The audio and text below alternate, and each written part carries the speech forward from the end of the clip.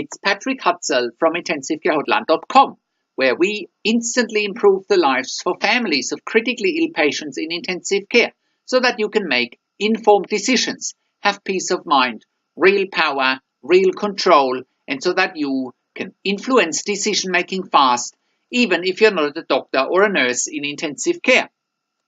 This is another episode of Your Questions Answered. And in last week's episode, I answered another question from our readers. And the question last week was part 10 of my 57-year-old dad has been in intensive care with cardiomyopathy and pneumonia for 5 weeks. He's still in an induced coma and still doesn't have a tracheostomy. Help. You can check out last week's episode by clicking on the link below this video.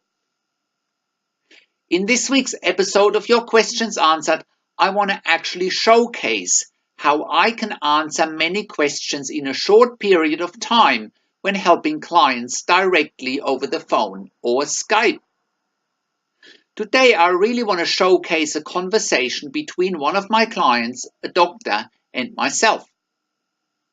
So this is a real case study, and if you engage my services, I can really leverage your time and get down to your most pressing questions and issues very quickly.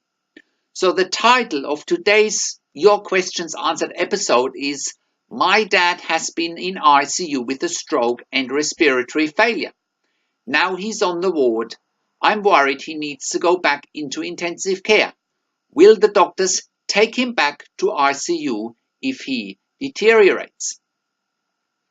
So I was working with a client, Peter, recently, and his dad had just come out of ICU a few days prior. But Peter was worried that his dad was at risk of going back to ICU, but that they weren't doing all the right things. By me speaking to one of the doctors, I could find out very quickly what was going on, what the hospital was hiding, and I was able to find out critical information very quickly. That was difficult for the family to find out because they simply don't know what questions to ask. So, if you are watching this on YouTube, you've got to actually click on the link below this video that gets you to the website where the conversation is actually transcribed, so you can read what has been said. Now, if you are on our website already, just scroll down below this video and you can read the conversation there. So, that really showcases how I can get results for you and for your loved one very quickly if you actually engage me to speak to decision makers directly. So the question is, how can you become the best advocate for your critically ill loved one, make informed decisions, get peace of mind, control power and influence quickly whilst your loved one is critically ill in intensive care? Well, you get to that all-important feeling of making informed decisions, get peace of mind, control, power and influence when you download your free Instant Impact Report now by entering your email below. In your free Instant Impact Report, you learn quickly how to make informed decisions, get peace of mind, real power and real control, and how you can influence decision making fast whilst your loved one is critically ill in intensive care. Your free Instant Impact Report gives you in-depth insight that you must know whilst your loved one is critically ill or is even dying in intensive care.